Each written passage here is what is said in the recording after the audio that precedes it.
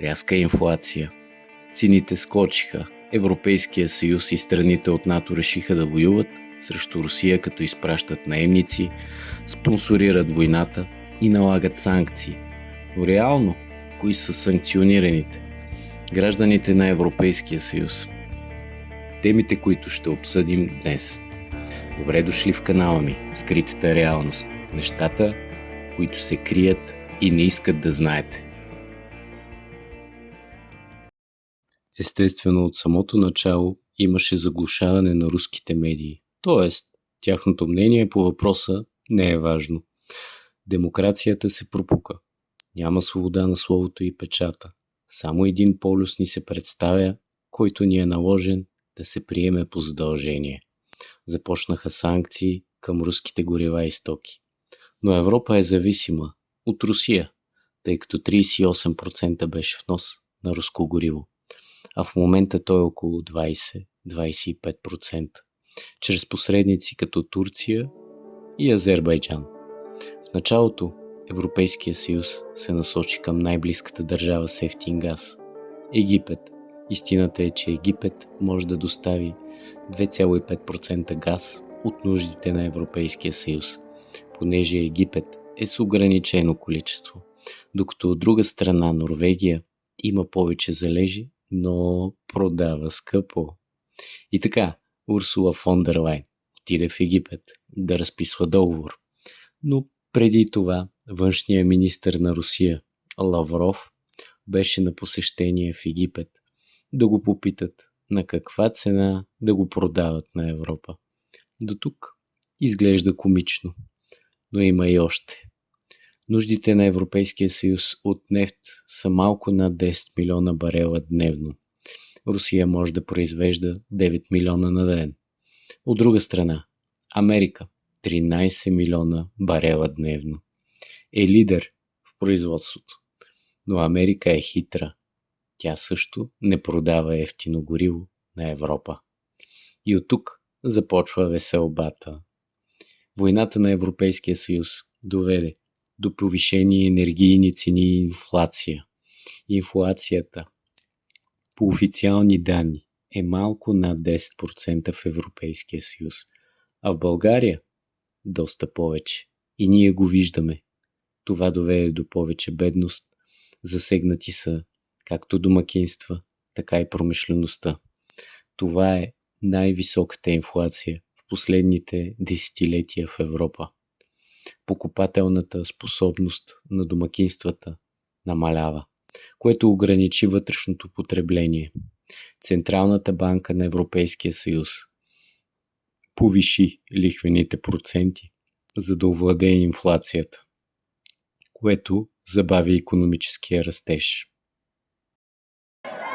Стигна се до рецесия на Германия, дори и на Франция. Двата основни двигателя на икономиката в Европейския съюз издъхват и са в застой. БМВ почти си затвори заводите в Германия. Тоест, ако си купувате нова кола БМВ, най-вероятно няма да е произведена в Германия, а в други страни с по-ниски разходи, заплати и по-ниски такси, като например в Китай или Южна Африка. Година след това понесе удар и Volkswagen. Съкратих хиляди работни места, за да се избегне затварянето на няколко завода в Германия. Но по други държави Volkswagen все пак затвори заводи. И в допълнение, с новата политика на Доналд Тръмп могат нещата да се ускорят и да се затворят още няколко завода. Но все пак човекът не е виновен. Гледа интерес на Америка да върви. Америка преди всичко. Прехвърляне на дълговете на Америка към останалия свят. Поне тази новина не беше подмината в нашите медии. Все пак сметката я плащаме ние, европейците. Разбира се, това състояние на Европа, виновникът не е само един, а са много повече. Съвкупност от решения на политици, които действат против Европейския съюз и неговите граждани. Санкциите ограничиха достъпът не само на евтин газ и евтини продукти, но метали, торове и химикали, идващи от Русия. До тук имаме засегнати жизнено важни сектори на автомобилостроенето, химическата индустрия, селското стопанство и производство на електроника. Съпътстващ проблем е проблемът с редкоземните елементи. И се оказва, че те всъщност не са толкова редкоземни, за колкото ги представят. Лошото за Европа е, че 90% от тях се намират в Русия и Китай, като Русия ги има в най-големи количества. Това, разбира се хареса на Доналд Тръмп, след като Путин директно отправи предложение, че е готов да работи с американски компании за въпросните редкоземни елементи. Естествено, това не беше обявено в нашите медии. Включително беше премълчан и въпросът на журналист към Тръмп. Цитирам: "Какви отстъпки ще направи Русия в Украйна?" При което Тръмп отговаря: "Русия е направила отстъпка, като не е взела цялата Украйна." Неотдавна беше и скандалът в Белия дом, в който украинският президент беше позорно изгонен от американския президент поради наглото си държание и наставления към Америка, че те също могат да почувстват войната, както те са я почувствали в Украйна.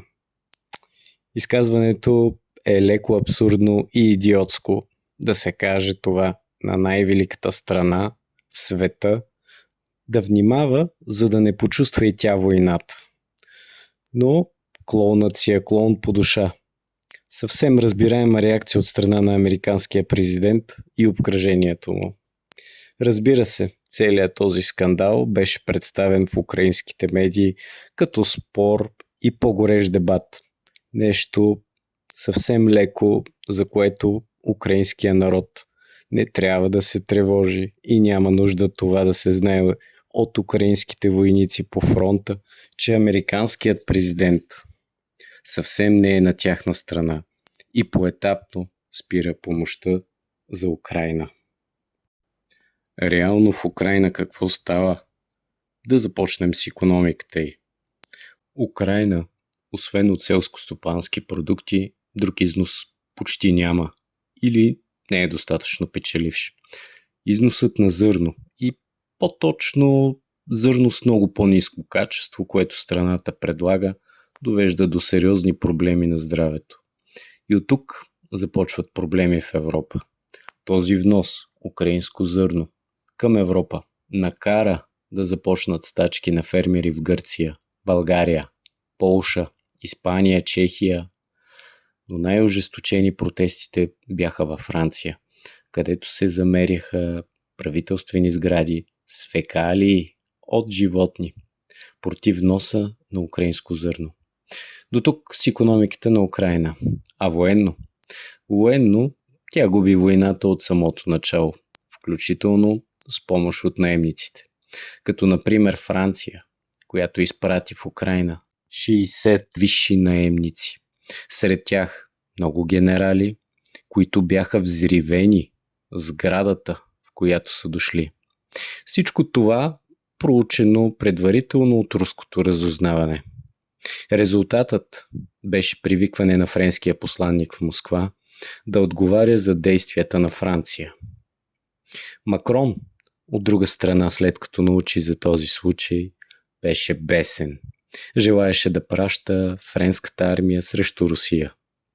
Но съюзниците му от НАТО бързо го убедиха, че не трябва да го прави. И не е само това. Войната е била обречена на загуба за Украйна още от самото начало, с изпращане на стари оръжия, не толкова ефективни на фронта, като например танкове или самолети, произведени преди 40 години, в подкрепа на Украйна срещу руската армия, която пък от своя страна добре въоръжена, обучена, имаща подкрепата на Китай, Иран и Северна Корея. Резултатът беше милиони знаменца, забити в градинките на Киев, от които не се вижда стрък трева или почва. И всичко това благодарение на един клоун и на други, които го поощряват. Ако темата ви е била интересна и ви е накарала да се замислите, ще се радвам да прочета вашето мнение долу в коментарите. Това беше за днес. Благодаря, че избрахте канала ми. До следващото видео с нова тема и нова посока.